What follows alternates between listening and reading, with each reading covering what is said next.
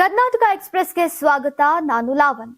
ರಾಜ್ಯ ಕಾಂಗ್ರೆಸ್ ಪಾಳ್ಯದಲ್ಲಿ ಅನಿರೀಕ್ಷಿತ ಬೆಳವಣಿಗೆಯೊಂದು ನಡೆದಿದೆ. ಸಚಿವ ಸಂಪುಟ ಪುನರ್ರಚನೆಗೆ ಒತ್ತಾಯ ಜೋರಾಗಿದ್ದು 31 ಶಾಸಕರು ನೇರವಾಗಿ ಹೈಕಮಾಂಡ್ಗೆ ಪತ್ರವನ್ನ ಬರೆದಿದ್ದಾರೆ. ರಾಹುಲ್ ಗಾಂಧಿ ಸುರ್ಜೇವಾಲಾಗೆ ಪತ್ರದ ಮೂಲಕ ಬೇಡಿಕೆಯನ್ನ ಮುಂದಿಟ್ಟಿದ್ದಾರೆ. ಮೊದಲ ಬಾರಿಗೆ ಗೆದ್ದ ಶಾಸಕರು ಈ ಬಾರಿ ಒಗ್ಗಟ್ಟಾಗಿದ್ದು ನಮಗೂ ಸಂಪುಟದಲ್ಲಿ ಅವಕಾಶ ಕೊಡಿ ಅಂತ ಪಟ್ಟು ಹಿಡಿದಿದ್ದಾರೆ.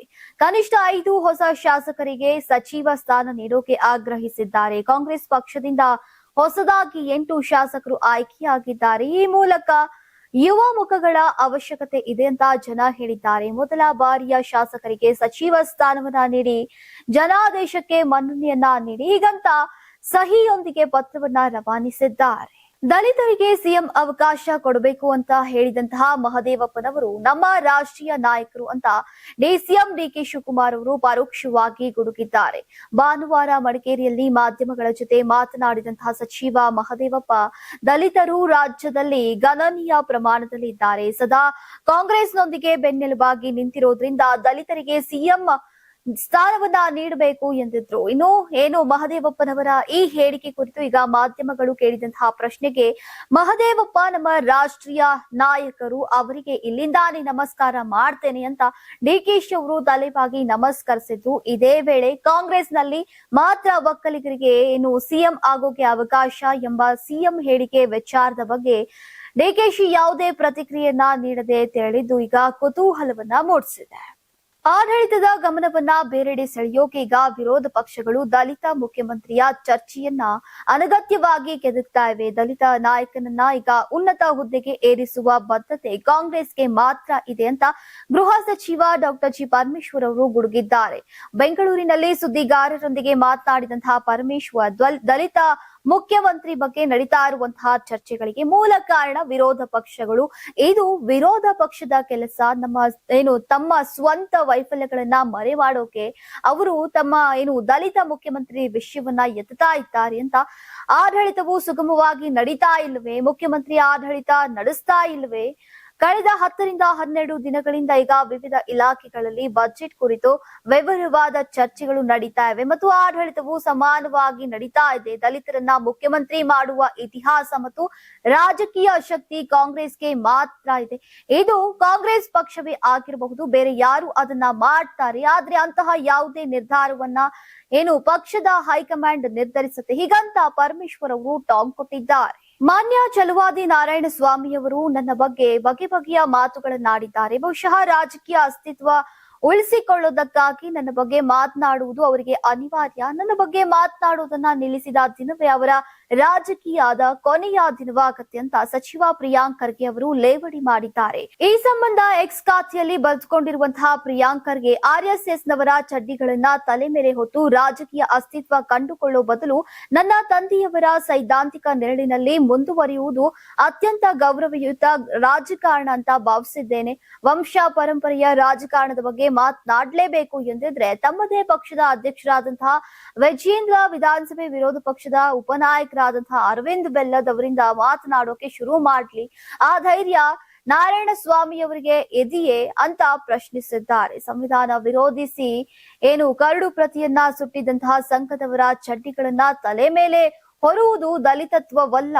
ದಲಿತತ್ವ ಅಂದ್ರೆ ಸ್ವಾಭಿಮಾನ, ದಲಿತತ್ವ ಅಂದ್ರೆ ಅನ್ಯಾಯಕ್ಕೆ ಪ್ರತಿರೋಧ, ದಲಿತತ್ವ ಅಂದ್ರೆ ಆತ್ಮಬಲ. ದಲಿತತ್ವದ ಸ್ವಾಭಿಮಾನವನ್ನ RSS ನವರ ಚಡ್ಡಿಗಳಿಗೆ ಅಡ ಇಟ್ಟವರು ದಲಿತತ್ವದ ಪಾಠ ಹೇಳುವುದು ಕುಚೋದ್ಯವಲ್ಲದೆ ಇನ್ನೇನು ಅಂತ ಲೇವಡಿಯನ್ನ ಮಾಡಿದ್ದಾರೆ. ಒಳ ಮೀಸಲಾತಿಯಲ್ಲಿರೋ ಗೊಂದಲ ನಿವಾರಣೆ ಮಾಡುವಂತೆ ಬಿಜೆಪಿ ನಿಯೋಗ ರಾಜ್ಯಪಾಲರಿಗೆ ದೂರು ನೀಡಿದೆ. ಮಾಜಿ DCM ಸಂಸದ ಗೋವಿಂದ ಕಾರಜೋಳ್ ನೇತೃತ್ವದ ನಿಯೋಗ ರಾಜ್ಯಪಾಲರಿಗೆ ದೂರನ್ನ ನೀಡಿದೆ. ದೂರಿನ ಬಳಿಕ ಪ್ರತಿಕ್ರಿಯೆ ನೀಡಿದಂತಹ ಗೋವಿಂದ ಕಾರಜೋಳ್, ಸರ್ಕಾರ ಸಮರ್ಪಕವಾಗಿ ಒಳ ಮೀಸಲಾತಿಯನ್ನ ಕೊಟ್ಟಿಲ್ಲ. ಒಂದು ಕಣ್ಣಿಗೆ ಸುಣ್ಣ, ಒಂದು ಕಣ್ಣಿಗೆ ಬೆಣ್ಣೆಯಾಗಿದೆ. 25 ರಿಂದ 30 ವರ್ಷಗಳಲ್ಲಿ ಮೀಸಲಾತಿ ಹೋರಾಟ ಮಾಡಿದ್ದು ಸಿದ್ದರಾಮಯ್ಯ ಸರ್ಕಾರ ಏಕಪಕ್ಷೀಯವಾಗಿ ನಿರ್ಧಾರ ಮಾಡಿದೆ. ಯಾವುದೇ ನ್ಯಾಯಯುತವಾಗಿ ಮಾಡಿಲ್ಲ. ಅಲೆಮಾರಿಗಳಿಗೆ ಅನ್ಯಾಯ ಆಗಿದೆ ಅಂತ ಕಿಡಿಕಾರಿದ್ದಾರೆ.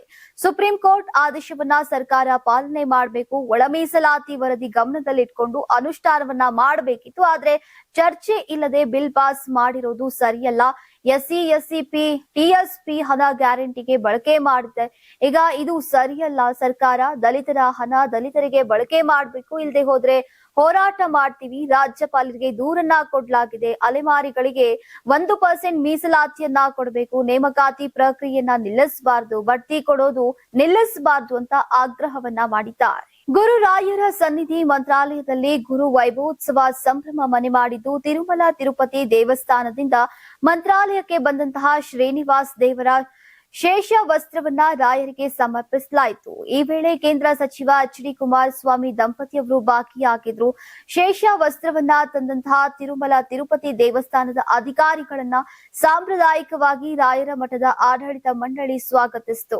ಮೆರವಣಿಗೆಯಲ್ಲಿ ಮಠಕ್ಕೆ ತಂದಂತಹ ಶೇಷ ವಸ್ತ್ರವನ್ನ ರಾಯರ ಮೂಲ ವೃಂದಾವನಕ್ಕೆ ಸಮರ್ಪಣೆ ಮಾಡಲಾಯಿತು. ಮಂತ್ರಾಲಯದ ರಾಯರ ಮಠದ ಪೀಠಾಧಿಪತಿ ಸುಬುಧೇಂದ್ರ ತೀರ್ಥ ಸ್ವಾಮಿ ಶೇಷ ವಸ್ತ್ರವನ್ನ ರಾಯರ ವೃಂದಾವನಕ್ಕೆ ಸಮರ್ಪಿಸಿದ್ರು.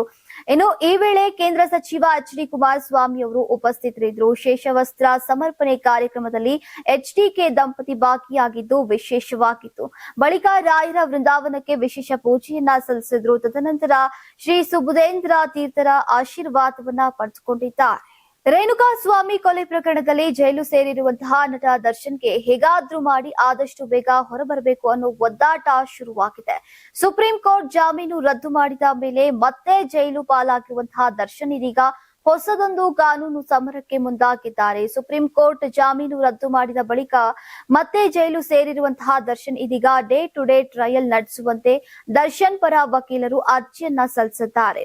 ಪ್ರಕರಣದ ವಿಚಾರಣೆ ಈಗಾಗಲೇ ಆರಂಭಗೊಂಡಿದ್ದು ಸಾಕ್ಷಿಗಳ ವಿಚಾರಣೆ ನಡೀತಾ ಇದೆ. ಆದ್ರೆ ದಿನಾಂಕಗಳ ಆಧಾರದಲ್ಲಿ ವಿಚಾರಣೆ ನಡೀತಾ ಇರುವುದರಿಂದ ವಿಳಂಬವಾಗ್ತಾ ಇದೆ ಎಂಬ ಕಾರಣದಿಂದ ದರ್ಶನ್ ಪರ ವಕೀಲರು CRPC ಸೆಕ್ಷನ್ 309 ಅಡಿಯಲ್ಲಿ 57ನೇ ಸಿಟಿ ಸಿವಿಲ್ ಮತ್ತು ಸೆಷನ್ಸ್ ಕೋರ್ಟ್ಗೆ ಅಧಿಕೃತ ಅರ್ಜಿಯನ್ನ ಸಲ್ಲಿಸಿದ್ದಾರೆ. ವಿಚಾರಣಾಧೀನ ಕೈದಿಯಾಗಿ ದರ್ಶನ್ ತಿಂಗಳುಗಳಿಂದ ಜೈಲಿನಲ್ಲಿದ್ದಾರೆ. ಆದ್ರಿಂದ ಪ್ರತಿದಿನ ವಿಚಾರಣೆಯನ್ನ ನಡೆಸಬೇಕು ಅನ್ನೋದು ಅರ್ಜಿಯ ಪ್ರಮುಖ ಅಂಶವಾಗಿದೆ. ಬೆಂಗಳೂರಿನ ಶೇಷಾದ್ರಿಪುರಂನಲ್ಲಿರುವಂತಹ ಕೆನರಾ ಬ್ಯಾಂಕ್ನಲ್ಲಿ ಕಳುವಿಗೆ ವಿಫಲ ಯತ್ನ ನಡೆಸಿದೆ. ಬ್ಯಾಂಕ್ ಗ್ರಿಲ್ ಕೊರೆದು ಒಳನುಗ್ಗಿದಂತಹ ಕಳ್ಳರು ಸೈರನ್ ಕೂಗ್ತಾ ಇದ್ದಂತೆ ಎಸ್ಕೇಪ್ ಆಗಿದ್ದಾರೆ. ಬ್ಯಾಂಕ್ನ ಒಳನುಗ್ಗಿ ಕಳ್ಳರು ಇಂಚಿಂಚು ಜಾಲಾಡಿದ್ದಾರೆ. ಸ್ಟ್ರಾಂಗ್ ರೂಮ್ ನ ವೈರ್ ಕಟ್ ಮಾಡಿದ್ರು. ವೈರ್ ಕಟ್ ಮಾಡ್ತಾ ಇದ್ದಂತೆ ಸೈರನ್ ಸದ್ದು ಮೊಳಗಿದೆ. ತಕ್ಷಣ ಕಳ್ಳರು ಸ್ಥಳದಿಂದ ಕಾಲ್ಕಿತ್ತಿದ್ದಾರೆ. ಬ್ಯಾಂಕ್ಗೆ ಶ್ವಾನದಳ ಸೋಕೋ ಟೀಮ್ ಭೇಟಿ ನೀಡಿ ಪರಿಶೀಲನೆಯನ್ನ ನಡೆಸಿದೆ. ಇನ್ನು ಬೆಳಗಿನ ಜಾವ 3 ಗಂಟೆ ಸುಮಾರಿಗೆ ಕಳ್ಳರು ಬ್ಯಾಂಕ್ ಹಿಂಬದಿಯ ಗ್ರಿಲ್ ಅನ್ನ ಕೊರೆದು ಒಳನುಗ್ಗಿದ್ರು. ಇನ್ನು ಬ್ಯಾಂಕ್ ಅಲ್ಲದೆ ATM ಬಳಿ ಕೂಡ ಕಳ್ಳತನಕ್ಕೆ ಯತ್ನ ನಡೆದಿತ್ತು. ಹಲಸೂರು ಗೇಟ್ ಸಮೀಪ ATM ಬಳಿ ಕಳ್ಳತನಕ್ಕೆ ಯತ್ನಿಸಿದ್ರು. ಕಳ್ಳ ಕಬ್ಬಿಣದ ರಾಡ್ ನಿಂದ ATM ಅನ್ನ ಹೊಡೆಸುತ್ತಾನೆ. ಅಲ್ಲಿಯೂ ವಿಫಲ ಯತ್ನದ ಬಳಿಕ ವಾಪಸ್ ಓಡಿ ಹೋಗಿದ್ದಾನೆ. ಇದೇ ಕಳ್ಳನಿಂದಾನೇ ಕೃತ್ಯ ನಡೆದಿರುವಂತಹ ಶಂಕೆ ಈಗ ವ್ಯಕ್ತವಾಗಿದೆ. ಅನೈತಿಕ ಸಂಬಂಧ ಶಂಕೆ ಮೇರೆಗೆ ಪತಿ ಮಹಾಶಯನೋರ್ವ ತನ್ನ ಪತ್ನಿ ಮೇಲೆ ಹಲ್ಲೆ ಮಾಡಿರುವಂತಹ ಘಟನೆ ಬೆಂಗಳೂರಿನಲ್ಲಿ ನಡೆದಿದೆ. ಗರ್ಭಿಣಿ ಪತ್ನಿ ಮೇಲೆ ಹಲ್ಲೆ ಮಾಡಿದ ಆರೋಪಕ್ಕೆ ಸಂಬಂಧಿಸಿದಂತೆ ದಕ್ಷಿಣ ವಿಭಾಗದ ಮಹಿಳಾ ಪೊಲೀಸ್ ಠಾಣೆಯಲ್ಲಿ ಪ್ರಕರಣ ದಾಖಲಾಗಿದೆ. ಸುಮಾರು 8 ವರ್ಷಗಳ ಹಿಂದೆ ಜ್ಯೋತಿ ಹಾಗೂ ಅನುರಾಗ ಪಾಂಡೆ ಅನ್ನೋರು ಉತ್ತರ ಪ್ರದೇಶದಲ್ಲಿ ಮದುವೆಯಾಗಿದ್ರು. ಅನುರಾಗ್ ಬೆಂಗಳೂರಿನಲ್ಲಿ ಕೆಲಸ ಮಾಡ್ತಿದ್ದರಿಂದ ಜ್ಯೋತಿಯನ್ನ ಕೂಡ ಇಲ್ಲಿಗೆ ಕರೆದುಕೊಂಡು ಬಂದಿದ್ರು. 4 ವರ್ಷಗಳ ಕಾಲ ಪತ್ನಿ ಜೊತೆ ಚೆನ್ನಾಗಿದ್ದಂತಹ ಪತಿ ನಂತರ ಕಿರುಕುಳ ನೀಡೋಕೆ ಶುರು ಮಾಡಿದ್ದ. ಪತಿ ಅನುರಾಗ್ಗೆ ಪತ್ನಿ ಜ್ಯೋತಿ ಮೇಲೆ ಅನುಮಾನ ಇತ್ತು. ಮೊದಲು ಗರ್ಭ ಧರಿಸಿದ್ದಾಗಿನಿಂದ ಕೂಡ ಆಕೆಯನ್ನ ಅನುಮಾನದಿಂದ ಕಂಡು ಹಲ್ಲೆ ಮಾಡಿದ್ದ. ಬಳಿಕ ಗಂಡು ಮಗು ಹುಟ್ಟಿದ ಮೇಲೆ ಕೆಲ ವರ್ಷ ಸುಮ್ಮನಿದ್ದ. ಕೊನೆಗೆ ಮತ್ತೆ ಅನುಮಾನದಿಂದ ಕಿರುಕುಳ ನೀಡೋಕೆ ಶುರು ಮಾಡಿದ. 2ನೇ ಬಾರಿ ಗರ್ಭಿಣಿಯಾದಂತಹ ಮೇಲೆ ಮತ್ತೆ ಅನುಮಾನ ಶುರುವಾಗಿತ್ತಂತೆ. ಇದೀಗ 9 ತಿಂಗಳ ಗರ್ಭಿಣಿಯಾದಂತಹ ಅವಳ ಮೇಲೆ ಈಗ ಅತ್ತೆ ಮಾವ ಪತಿಯಿಂದ ಹಲ್ಲೆ ಮಾಡಿರುವಂತಹ ಆರೋಪ ಕೇಳಿ ಬಂದಿದೆ. ಇದರಿಂದ ಗಾಬರಿಯಾದಂತಹ ಜ್ಯೋತಿ ತವರು ಮನೆಗೆ ಹೋಗಿದ್ಲು. 2ನೇ ಮಗು ಜನಿಸಿದ ಮೇಲೆ ಮತ್ತೆ ಬೆಂಗಳೂರಿಗೆ ಬಂದಿದ್ಲು. ಈಗ ಮತ್ತೆ ಹೊಡೆದು ದೈಹಿಕ ಹಿಂಸೆಯನ್ನ ನೀಡ್ತಿರೋದಾಗಿ ದೂರಿನಲ್ಲಿ ತಿಳಿಸಿದ್ದಾಳೆ. ಮಾವ ರಾಮಪ್ರಸಾದ್, ಅತ್ತೆ ರಾಣಿ, ಪತಿ ಅನುರಾಗ್ ಮೇಲೆ ಜ್ಯೋತಿ ದೂರನ್ನ ನೀಡಿದ್ದಾಳೆ. ದಕ್ಷಿಣ ವಿಭಾಗದ ಮಹಿಳಾ ಪೊಲೀಸ್ ಠಾಣೆಯಲ್ಲಿ ದೂರು ದಾಖಲಾಗಿದೆ. ರಸ್ತೆಗಳಲ್ಲಿ ಅವೈಜ್ಞಾನಿಕವಾಗಿ ನಿರ್ಮಿಸಿರುವಂತಹ ಹಂಪುಗಳಿಗೆ ಬಲಿ ಮುಂದುವರೆದಿದೆ. ಇತ್ತೀಚೆಗೆ ಶಿವಮೊಗ್ಗದಲ್ಲಿ ಅಪಘಾತ ನಡೆದು ಯುವಕ ಮೃತಪಟ್ಟಿದ್ದಂತಹ ಘಟನೆ ಮಾಸು ಮುನ್ನವೇ ಹಾಸನದಲ್ಲೂ ಕೂಡ ಯುವತಿಯೋರ್ವಳು ಪ್ರಾಣ ಕಳೆದುಕೊಂಡಿದ್ದಾಳೆ. ದಾರಿಯಲ್ಲಿದ್ದಂತಹ ಹಂಸ್ಕಾನದ ಪರಿಣಾಮ ದ್ವಿಚಕ್ರ ವಾಹನ ರಸ್ತೆಗೆ ಉರುಳಿ 23 ವರ್ಷದ ಪ್ರಿಯಾ ಸ್ಥಳದಲ್ಲೇ ಮೃತಪಟ್ಟಿದ್ದಾಳೆ. 24 ವರ್ಷದ ಸ್ವಾತಿ ಸ್ಥಿತಿ ಗಂಭೀರವಾಗಿದೆ. ಹಾಸನ್ ಹೊರವಲಯದ ಕೈಗಾರಿಕಾ ಪ್ರದೇಶದಲ್ಲಿ ಘಟನೆ ನಡೆದಿದ್ದು, ಗಾಯಾಳು ಸ್ವಾತಿಯನ್ನ ಹೆಚ್ಚಿನ ಚಿಕಿತ್ಸೆಗಾಗಿ ಬೆಂಗಳೂರಿನ ಖಾಸಗಿ ಆಸ್ಪತ್ರೆಗೆ ರವಾನೆ ಮಾಡಲಾಗಿದೆ. ಇನ್ನು ಮಹಾನಗರ ಪಾಲಿಕೆ ವ್ಯಾಪ್ತಿಯಲ್ಲಿ ಅವೈಜ್ಞಾನಿಕ ಸ್ಪೀಡ್ ಬ್ರೇಕರ್ಗಳನ್ನ ಹಾಕಲಾಗಿದ್ದು, ಈ ಬಗ್ಗೆ ಕನಿಷ್ಠ ಸೂಚನಾ ಫಲಕಗಳನ್ನ ಕೂಡ ಹಾಕಿಲ್ಲ. ಅಧಿಕಾರಿಗಳ ನಿರ್ಲಕ್ಷ್ಯಕ್ಕೆ ಅಮಾಯಕರು ಪ್ರಾಣವನ್ನ ಕಳೆದುಕೊಳ್ಳುವಂತಾಗಿದೆ ಅಂತ ಸಾರ್ವಜನಿಕರು ಈಗ ಆರೋಪಿಸಿದ್ದಾರೆ. ಹಂಪ್ಗಳ ಮೇಲೆ ಬಿಳಿ ಬಣ್ಣದ ಪಟ್ಟಿ ಬಳಿಯಲಾಗಿತ್ತಾದ್ರೂ ಕೂಡ ಅವು ಈಗ ಅಳಿಸಿ ಹೋಗಿವೆ. ಹೀಗಾಗಿ ಏನು ಅವುಗಳಿಗೆ ಮತ್ತೆ ಬಣ್ಣ ಬಳಿಯುವಂತಹ ಜೊತೆಗೆ ಸೂಚನಾ ಫಲಕಗಳನ್ನ ಅಳವಡಿಸಬೇಕು ಅಂತ ಸಾರ್ವಜನಿಕರು ಆಗ್ರಹಿಸಿದ್ದಾರೆ. Karnataka TV leader awards 2025 best MLA nomination Kittur Karnataka ವಿಭಾಗ ಬಸನಗೌಡ ಪಾಟೀಲ್ ಯತ್ನಾಳ್ ವಿಜಯಪುರ ಕ್ಷೇತ್ರ, ನಿಖಿಲ್ ಕತ್ತಿ ಹುಕ್ಕೇರಿ ಕ್ಷೇತ್ರ, ಚಂದು ಲಮಾಣಿ ಶಿರಹಟ್ಟಿ ಕ್ಷೇತ್ರ, ಕೋನಾರೆಡ್ಡಿ ನವಲಗುಂದ ಕ್ಷೇತ್ರ, ಗಣೇಶ ಹುಕ್ಕೇರಿ ಚಿಕ್ಕೋಡಿ ಸದಲಗ ಕ್ಷೇತ್ರ, ಅರವಿಂದ ಬೆಲ್ಲದ್ ಹುಬ್ಬಳ್ಳಿ ಧಾರವಾಡ ಪಶ್ಚಿಮ ಕ್ಷೇತ್ರ, ಅಶೋಕ್ ಪಟ್ಟಣ್ ರಾಮದುರ್ಗ ಕ್ಷೇತ್ರ, ಯಶವಂತ ರಾಯಗೌಡ ಪಾಟೀಲ್ ಇಂಡಿ ಕ್ಷೇತ್ರ, ಶ್ರೀನಿವಾಸ ಮಾನೆ ಹಾನಗಲ್ ಕ್ಷೇತ್ರ, ಸಿದ್ದು ಸವದಿ ತೇರದಾಳ ಕ್ಷೇತ್ರ, ಪ್ರಕಾಶ್ ಕೋಳಿವಾಡ ರಾಣೆಬೆನ್ನೂರು ಕ್ಷೇತ್ರ, ಭೀಮನಗೌಡ ದೇವರ ಹೆಪ್ಪರಗಿ ಕ್ಷೇತ್ರ.